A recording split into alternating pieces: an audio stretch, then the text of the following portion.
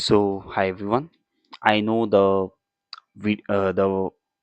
like the video quality. Video quality. I won't say the camera quality will be awful because I'm recording it using my mm, inbuilt webcam. But let's not focus on that. I make it a bit smaller than that? Yeah, I guess now it's looking good. Okay. So today we will talk about the art of presence. It means that we will talk about what we will talk about is how to be in the present moment. Like we live in the future, we live in the past most of the time in our mind. But how to live in the present moment? It won't be like the normal lecture that I will give you 5 hacks to practice and you will get it. No, we will understand the concepts, we will understand the in-depth philosophies, why is it important, how to live a fulfilled life, all those stuff. So here is the PPT, I guess you can see it. Okay, the first question is, are you truly where you are?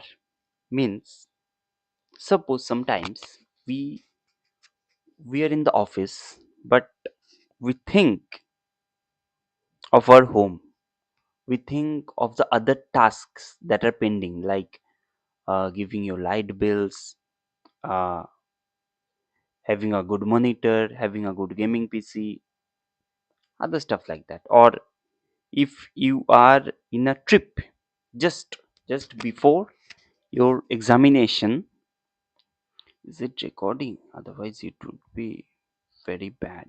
Yeah, it is. Okay. Just before your examination, if you go to a trip, you would think that you will think of the examination much often. You will think that this is the syllabus, this I have to read, and all the stuff. You will not be present at the trip at that moment. Your body will be present, but your mind will not. And this, like separation between the body and the mind, creates fatigue, creates tension, तनाव पैदा करता है ये. So whatever whatever religion you follow, whatever ideologies you have, you will see that the most important step is living in the present moment, like living where you are and making your mind at a peace. See, there is a very good quote: activity of the mind is hell, inactivity of the mind is heaven, and complete disappearance of the mind is moksha. So I think I am able to convey what I am trying to say. That is, you see, we have only one moment in our hand. We can't change what has happened in the past. We can learn from it, but we can't change it. We can't act for the future. We can only think about it.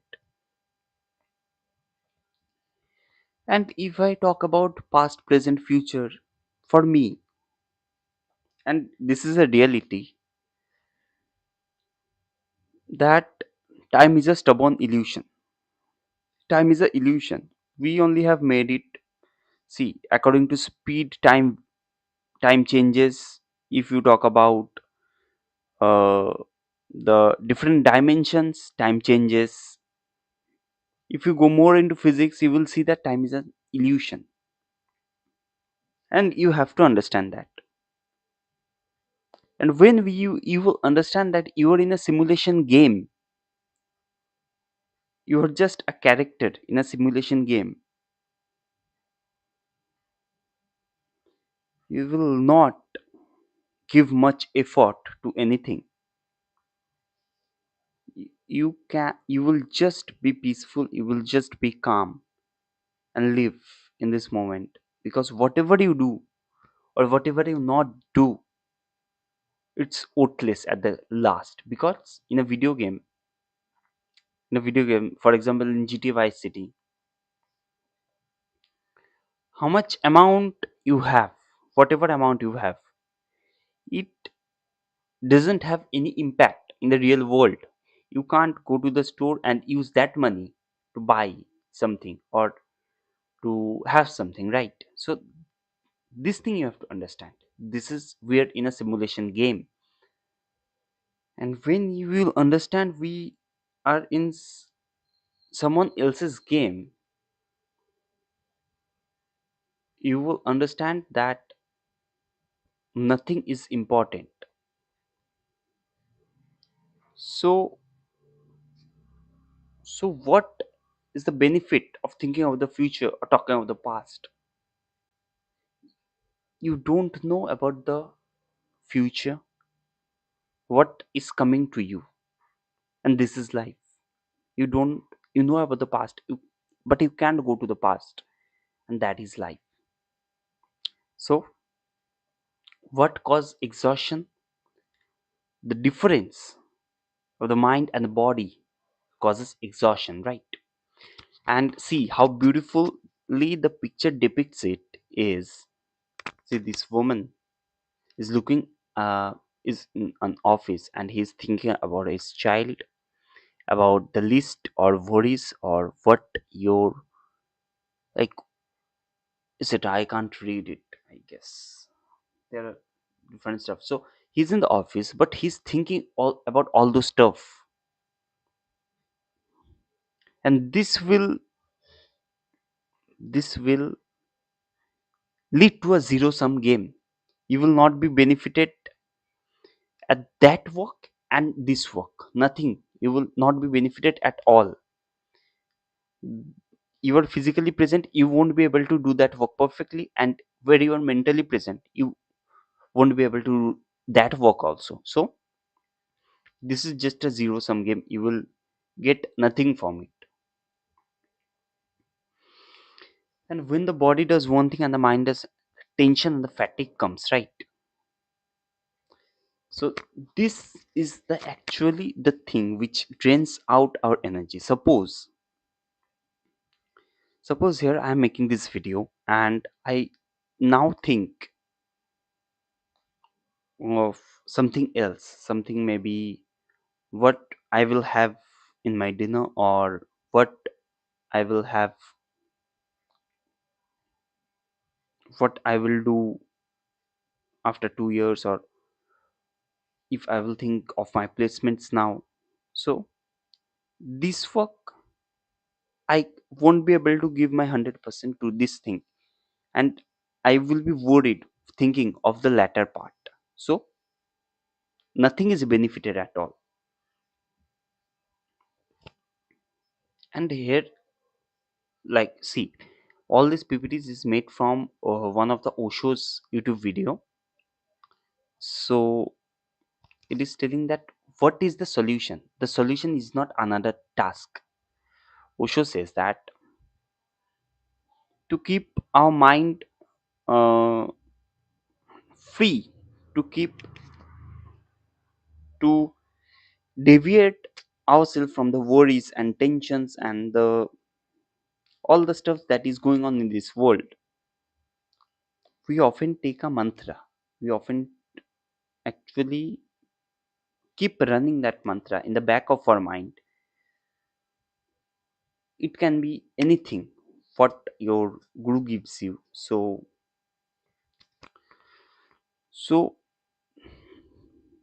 for many people that can be a way, but Osho says no, that is not a way.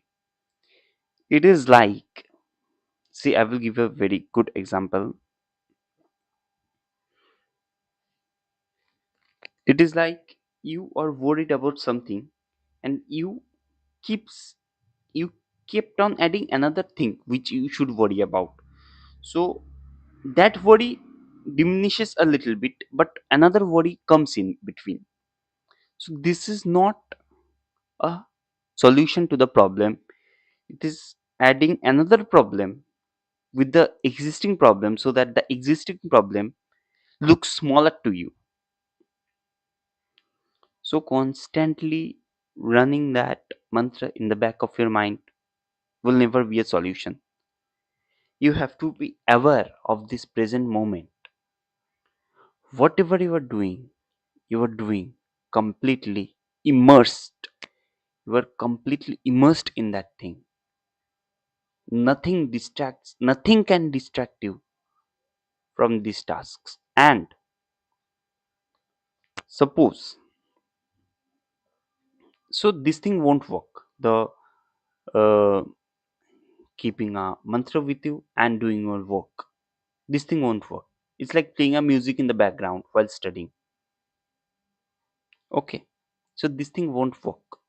What will work for you is, okay, why it will not work? See, uh, uh a defense guy actually came to Osho saying that 2 months ago I actually uh, I was introduced to a guru and he gave me a mantra. And as you already know that defense guy are very disciplined in nature, and he used to keep running that mantra in the back of his mind every time, doing everything. And after 2 months, he's telling, I am not able to sleep. I am not able to, like, I'm not able to do anything. Why is it so? Because whatever he's trying to do, whatever he's trying to act,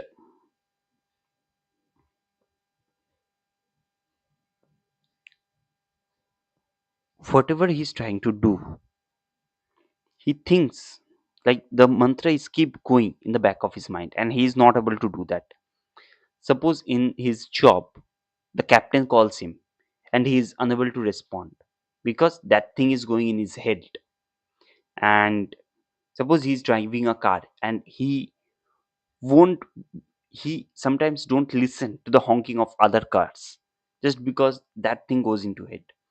So Osho says that this is the problem if you are going to do two tasks at a parallel time, which is called multitasking in today's language, right? We are not built to do multitask. Computers may be built to do multitask. Your mobile may run two programs at the same time, but we are not built to do multitask. We are built to be super focused. We are built to have hyper focused in a single moment of time. You should be able to do one task only. So that thing you have to be aware. That is hosh. You have to be aware. And there is a very good song by Kabir Cafe. I guess the band is Kabir Cafe. Yeah, it says like भला हुआ मोरी महल्ला टूटी भला हुआ मोरी महल्ला टूटी भला हुआ मोरी महल्ला टूटी राम भजन से छूटी कबीरा राम भजन से छूटी कबीरा. So these things depict this ideology. It's great that the practice of that thing got away from me. I have upgraded myself from that thing. I've got a distant from that thing. It is a good sign. And I won't recite the mantra anymore. Ram भजन से छूटी कबीरा राम भजन से छूटी कबीरा. So this thing creates tension, right? Okay. To be aware is to be wholly present. What awareness means? What does awareness means? Awareness means hosh. Hosh means you are totally aware of what are you doing. It means Suppose I am here, I'm making this video. I am totally aware of what I am speaking, how I am holding this mic, how this computer is placed. I'm totally aware of what I am doing. If I'm eating, I'm totally aware that I am using my hands, I am chewing the food, I'm tasting it, the food keeps down my throat, everything. That is awareness. The rest of the world fades away. Whatever you are doing, the rest of the world fades away for you. No matter how humble the work is or how important the work is, you are totally in that work. How humble means? Suppose you are cutting the grass. If you are cutting the grass, you are totally into cutting the grass. You don't think of anything else, and the world completely fades away for you. It's only you and the grass that is present in the world, and everything just fades away for you. So that is hyper focus, that is awareness, that is spirituality, that is meditation. Meditation is not another practice that you have to do 15 minutes a day. No, that is not the thing. You have to meditate each and every time in your life. Like whatever you are doing, be aware of whatever you are doing. Be aware of that thing. So if you're simply drinking tea, you are just drinking the tea. You are tasting every bit. You are aware of what is going inside you, how you hold the cup, what is the temperature, what warmth you are feeling, everything. So that is awareness. And another thing I have recently came across in Instagram, that is, suppose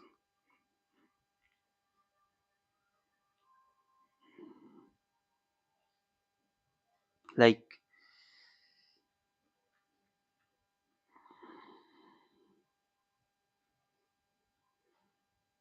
suppose you go to a world where everybody is blind around you.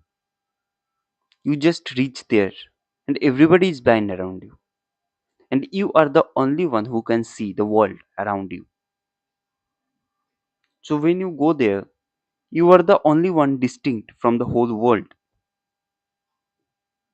And if you say someone that I'm able to see the hills, I'm able to see the sky, I'm able to see the land, the water, everything. I'm able to see the trees. Nobody will believe in you because from birth they haven't seen these things and they don't know what what vision is. For them, vision is a completely imaginary thing that is introduced by you to them and they haven't experienced it. So, for them, there is nothing called vision. So, they won't believe in you. They will rebel against you. They will torture you because you are the different guy there. And this same thing is in spirituality because that's why Jesus has been crucified. That's why Buddha, Mahavir have to go through such kind of criticism. Many philosophers have to die in prison because they have that vision, but the other one never believed in them or rebel against them because everyone around them are blind, but they have the vision of what is going around.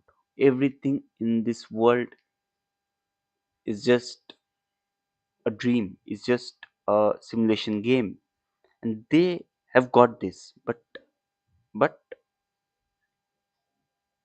people are not ready to believe because they are all blind. So how beautiful the analogy is to understand what has happened with visionary people in the past, and it will be going to happen in the future. So if you have vision, you should keep it to yourself or discuss with the people who have vision, not the one who don't have this thing, right? What is done, what attention becomes more skillful. So if there is no inner conflict, you will be you will not be tired. Like, suppose you go to play, you're happy, you're joyful, and after the game, whatever you're playing, be cricket, be badminton, you are little bit physically exhausted, but mentally you are fresh. Why is it so? You are happy, you are fresh, because you are totally into that moment, you are enjoying the game, you are totally into that moment. But when you're in office or doing some other stuff which you don't like, you are not totally into that stuff, you are thinking of other thing. Suppose you are in a job, you are thinking it would be better if I started my own business, but or if you in your business you would have thinking that इससे अच्छा तो job ही कर लेता. So these things create the tension, and these things lead to exhaustion. This thing is important, right? See, another quote, it goes like,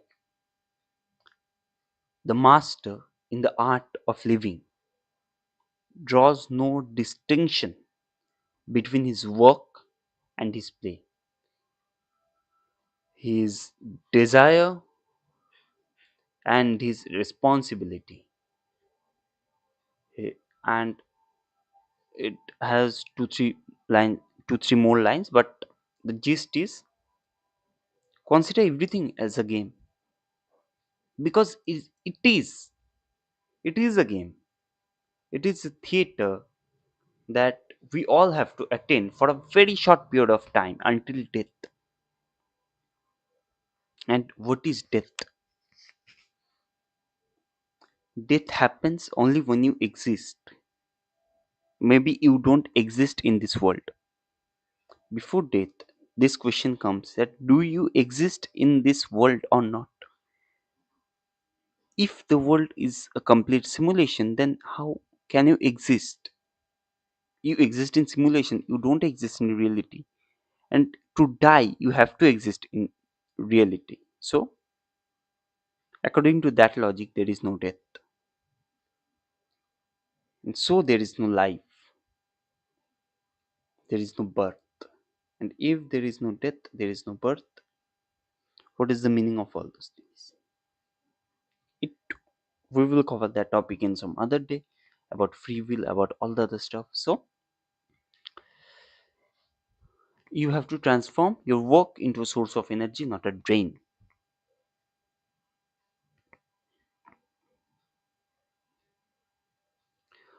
Another thing which you have to understand that, इसको फिर से काम मत बना लेना. ये होश में रहने का जो खेल है, इसको एक और काम में तब्दील मत करना. Don't make it another form of work, because you are already buried, you are already stuffed with so much work from the society, from the world, from your expectations, that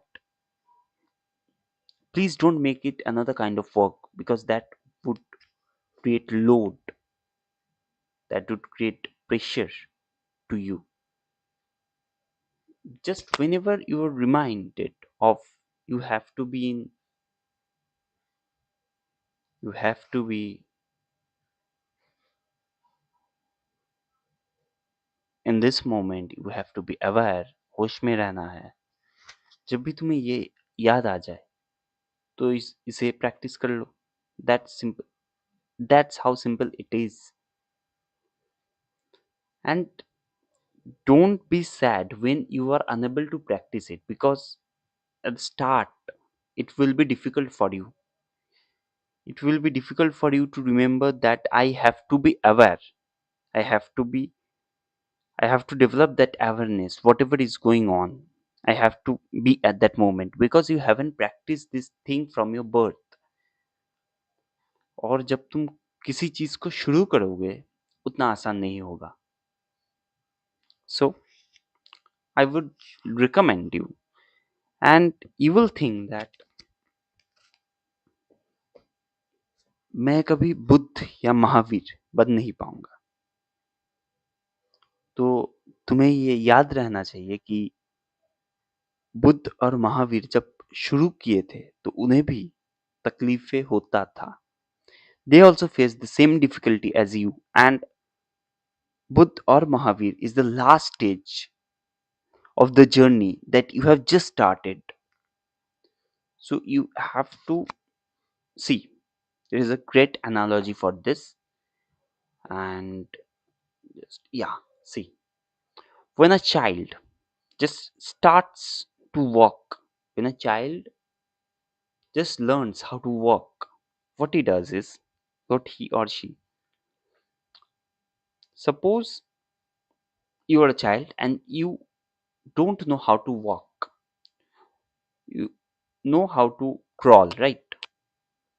So if you see someone of about 18 years old or 20 years old who is walking, running so swiftly, so like effortlessly, you would think that मैं तो ये नहीं कर पाऊंगा. I'm just able to crawl. I'm just able to like I I I don't even know how to stand up. So how they are doing it so efficiently? If you think that, and if you have never tried to walk, then you wouldn't been able to walk in your whole life. You would crawl in your entire life because you haven't started. But that kid or that baby doesn't think this logically. He believes in his gut, he believes in his instinct, and he practiced, and he starts to walk, and he falls down one time, two time, three time, no matter how many times, but he again stands up. And this thing you have to remember when you are starting to craft, like ऐसे नहीं जाएगा, right? It will go like this, like this, like this. So there will be ups and downs, but the only thing you have to get back, you have to bounce back after you fell down. That is called grit. Grit. You can search that in internet or you can read about that. The most profound, the most found quality in the most successful people in the world is grit. That is to bounce back, and you have to start first. Many philosophers tells that the only thing, the only thing that is important to do any task is to start, because if you start, one day you will reach the end. But if you won't start, the end will not come to you automatically. You have to start. At the first it will look impossible, then slowly it will become possible, and you will able to do it. So with the beautiful analogy of how a child learns to walk, you can put it into any field, any domain, and I have used it to explain you this concept. Just you have to start. See, next is one moment you all you have here. You have only one moment. I don't know what the next moment is going to be. You don't know. तुम्हारे पास रहेगा भी या नहीं, ये आने वाला पल तुम्हें नहीं पता, and that is life. So don't think of the future, don't cry about the past, and don't be happy, don't be sad, be neutral. and live in this moment. Whenever you're feeling anything worried, just remind yourself of the awareness thing and just be in this moment. Keep reminding yourself to meditate wherever you are, whatever situation you are going through.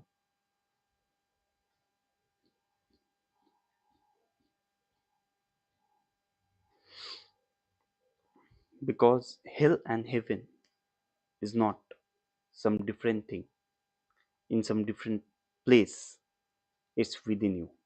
When you are in this moment enjoying, you are in heaven, and whenever in tension, in contrast between the body and the mind, you are in hell. So you have to create the surroundings around you as heaven or hell using your own abilities. That is important. Depend the stream you are in, don't create another second line. So don't create another thing that I have to practice meditation for 30 minutes every day. No, that is another work you are going to stuff in your daily haphazard fucked up routine. That is not the thing. You have to just practice it as your life. That is life. Meditation, that is the thing.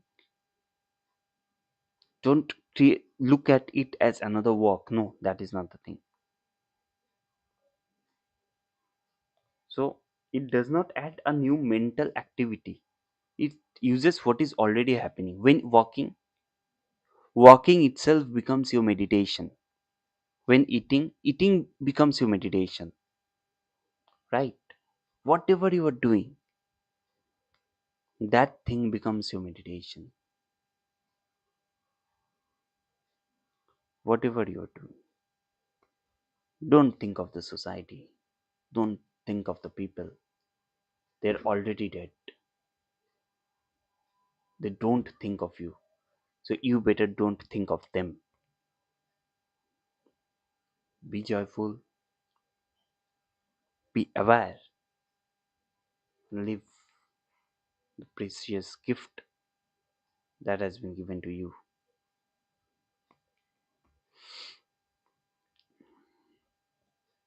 Your life becomes a pillar of light. So there should be no distinction between your spiritual practice and your daily life. Your daily life becomes an art of spirituality if you live it like this, if you live it like this.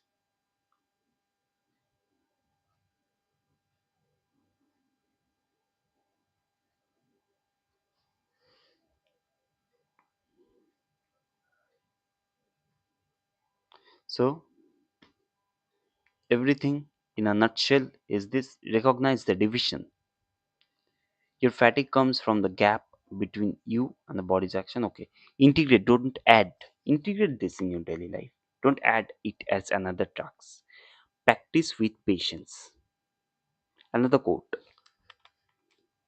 goes like this. It is like slow is smooth and smooth is fast.